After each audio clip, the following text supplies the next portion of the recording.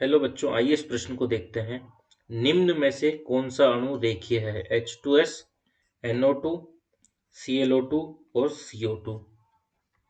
तो सबसे पहले हम इस प्रश्न की मुख्य अवधारणा देखेंगे।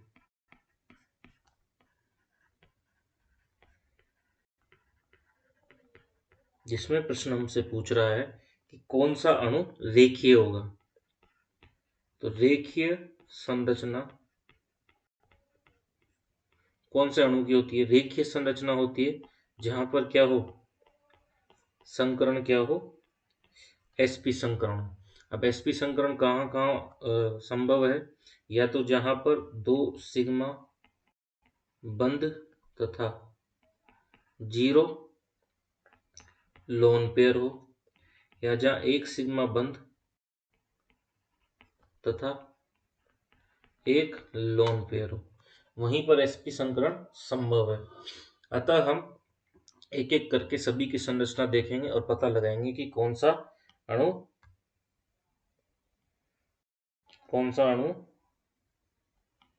रेखीय है।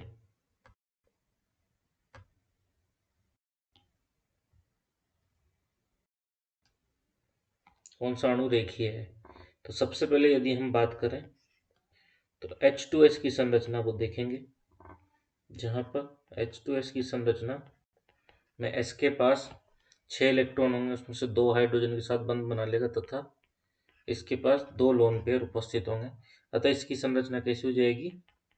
कोणीय हो जाएगी, क्योंकि जो लोन पेयर है वो क्या करेंगे? बंधित इलेक्ट्रॉनों को क्या करेंगे? प्रतिकर्षित करेंगे तथा ये संरचना रेखीय ना होकर के क्या हो जाएगी? कोणीय हो जाएगी।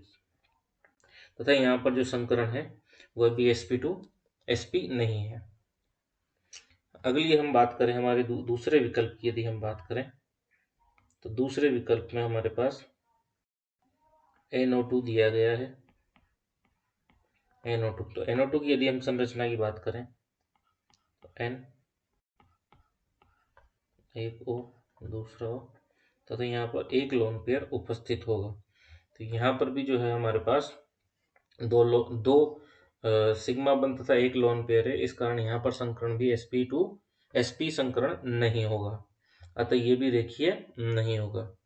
अगले विकल्प की यदि हम बात करें तो अगला विकल्प हमारे को दिया गया है ClO2। तो ClO2 की हम बात करें तो ये Cl डबल बॉन्ड O, अगला O, और यहाँ पर 1 2 3। Cl के बाह्यतम कोश में 7 इलेक्ट्रॉन, तो यहाँ पर भी 2 इलेक्ट्रॉन उपस्थित हैं, इस कारण यहाँ पर भी sp संकरण नहीं होगा। हमारा जो अंतिम विकल्प है वह हमें दिया गया है CO2। तो CO2 की यदि हम बात करें तो CO2 में C के पास बाह्यतम कोश में 4 इलेक्ट्रॉन होते हैं। 4 इलेक्ट्रॉन वह साझा करके यहाँ पर ये एक सिग्मा बंध, ये 2 सिग्मा बंध, यहाँ 2 सिग्मा बंध है तथा इसके पास कोई भी लोन पेयर नहीं है, 0 लोन पेयर। अतः यहाँ का संकरण क्या होगा? sp संकरण होगा। और जहां पर sp संकरण होता है वहां पर संरचना रेखीय होती है। तो वहां पर रेखीय संरचना CO2 में हमारे पास है। प्रश्न में भी हमसे यही पूछा गया कि कौन सा अणु रेखीय है, तो हमारा रेखीय अणु कौन सा होगा? CO2 होगा। अतः हमारा सही विकल्प डी है। आशा करता हूँ आपको प्रश्न अच्छे समझ आया होगा। धन्यवाद।